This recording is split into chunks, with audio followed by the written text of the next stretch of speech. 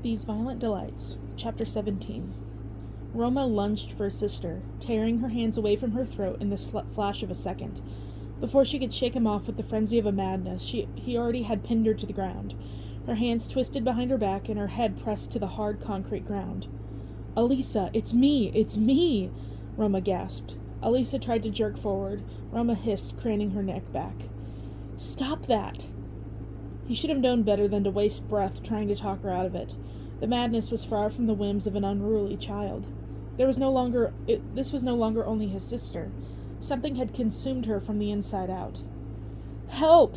Roma called over his shoulder. "Get help!" The white flowers around him, each and every single one of them, hesitated. On the far side of the warehouse, the Scarlet Gang were ushering themselves out, leaving as fast as they could. This was not their problem to deal with, after all. When Juliet gave the appearance of lingering, her mother immediately pulled her away by the elbow and snapped something brief, as if speed was one of the essence when outrunning a contagion. At least they had a right to flee. What were the white flowers doing, flinching back? "Don't just stand there!" Benedict finally snapped. Out of his daze, he rushed over, rolling his sleeves up. He knelt and pinned one of Elisa's kicking legs to the floor. Face paling, Marshall was forced to join them too by mere principle, pinning down her other leg and snapping his fingers to prompt the messengers nearby. "Roma," Benedict said, "we need to take her to Lauren's." "Absolutely not!" With his fervent exclamation, Roma almost lost his grip on Elisa's violent writhing. He quickly pinned her wrists down again. "We're not bringing Elisa to the Lauren's experiment." "How do you know that it won't do good?" Benedict argued. His words were short and abrupt, as a result of exhaustion. "These things are probably eating away at her brain as we speak. If we haven't tried removing them, how do we know we cannot?" "Ben," Marshall shouted. For once, on an occasion such as this, his strained voice was the quietest of the three. "We tried removing a dead thing from a dead man, and we pulled out 10 tons of brain matter. How can we risk it?" "What choice is there?" Benedict demanded. Marshall let go of Elisa's leg, throwing the task between Roma and Benedict to manage, then hurried to crouch near her head. "There's always a choice." Marshall put his hands around Elisa's throat and squeezed. It took every working cell of Roma's rational mind not to attack his friend, but not to push him away as Marshall counted beneath his breath. He knew exactly what Marshall was doing, knew that it was the necessary thing to do, but he burned with the need to protect. Elisa stopped struggling. Marshall let go quickly, removing his hand as though he had been scolded, then reached back over again to check for her pulse. He nodded. "She's okay, only unconscious." Heart thudding, Roma looped an arm around Elisa's neck, picking his little sister up like she weighed nothing, a paper doll of a girl. When Roma turned around, he saw that the warehouse was close to empty. Where the hell was his father? "Let's go," Roma snapped, pushing the thought away for a later time. "We have to find the nearest hospital before she wakes up."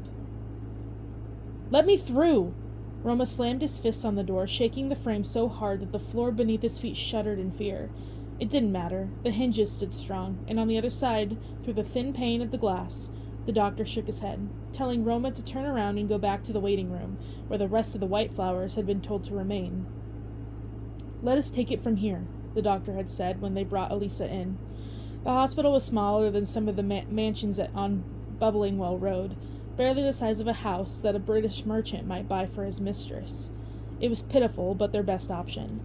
There was no telling how long Elisa could hold out, so they couldn't risk venturing out of Nancy and into the city central. Even if this hospital was built to treat the frequent accidents of the nearby cotton mill workers. Even if Roma was convinced the weary-eyed doctors here did not look any more competent than the average street vendor. "Keep her under," Roma had demanded as he handed Elisa over. "She needs oxygen, a feeding tube. We must wake her to know what is wrong," the doctor insisted. "We know what we are doing. This is not a common sickness," Roma thundered. "This is a madness." The doctor had waved for his nurses, waved for them to push Roma out. "Don't you dare," Roma warned. He was forced back a step, then 2. "No, stop. Don't you dare lock me out." They had locked him out.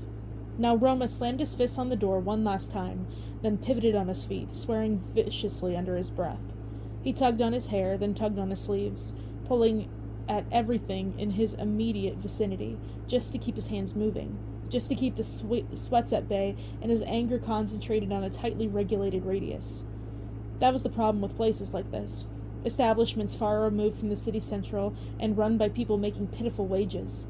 They did not fear the gangsters as much as they should. Roma! Roma squeezed his eyes shut. He let out a long, excruciating breath, then turned to face his father. What is the meaning of this? Lord Montagov demanded. He had arrived with 5 men behind him, and now they all piled into this thin section of the hospital until the room felt airtight, until the off-white walls were almost slick with sweat. How did this happen? Roma turned his gaze to the ceiling, counting backward from 10. He noted all the various cracks in the chipping paint, and the way that decay seemed to lurk in every corner. This hospital seemed so industrial from the outside, so different from the Scarlet-funded facility in the French concession that Juliet had taken to. But they were each falling apart in their own way. What are you doing, merely standing here? Lord Montagov went on. He reached out to scruff Roma over the head. That was the final thing to send Roma veering off the rails. What took you so damn long to get here? Lord Montagov narrowed his eyes. Watch yourself. Elisa was dying, and you merely stood by to watch how the Scarlet Gang would react? What's wrong with you? One of Lord Montagov's men shoved Roma back the moment Roma leaned in too close. Perhaps it was something in his eyes, or something about the way fury set words on fire. Whatever it was, it must have been threatening, because with a nod from Lord Montagov, the White Flower pulled a knife on Roma in threat for him to step back. Roma remained where he was. Go ahead, he said. You are making a fool of yourself, his father hissed. Lord Montagov thrived off the love of other people. He preened when surrounded and raged when stared at. Roma's dramatics were embarrassing him, and that gave Roma a perceived thought of pleasure. If I am a fool, then be rid of me. Roma splayed his arms. Have Dmitri investigate this madness instead, or better yet, why don't you take yourself on it? Lord Montagov made no move to answer him. If they were alone, his father would be yelling, hands slapping whatever flat surface was closest to make a loud noise. Any loud noise. For as long as it could make Roma flinch, his father would be satisfied. It wasn't obedience that Lord Montagov sought. It was the reassurance of his power. In this moment, Roma was reckless enough to take that away. I suppose you were too busy. I suppose Dmitri has more important tasks to uphold, more important people to sweet-talk, or perhaps... Roma's voice grew quiet, speaking like he was reciting a poem. It is because neither you nor Dmitri is brave enough to get close to the madness. You fear for yourself more than you fear for our people. You... A terrifying scream ran from within the locked doors, and Roma pivoted immediately, uncaring if this sudden movement earns him a knife to the back. He was already reaching into his coat pocket and drawing his gun, shooting once, twice, 3 times, until the glass panel of the door crumbled entirely, opening a space for him to insert his arm through and turn the lock on the other side. "Elisa!" he bellowed, slamming open the doors. "Elisa!" He skidded into the emergency room, a hand slamming up to cover his eyes from the harsh lights fixed in the droopy ceilings. Nobody objected to his presence. They were far too busy grabbing a hold of Elisa's writhing body, keeping her still for just long enough to press a syringe into her neck. She fell slack in seconds, the blood-stained strands of her lanky blonde hair falling over her eyes. "What did you do to her?" Roma demanded, rushing forward. He brushed her hair back, swallowing the lump in his throat. Her eyelids, so pale and translucent under this lighting that her blue-purple veins stood out starkly, fluttered briefly, then remained closed.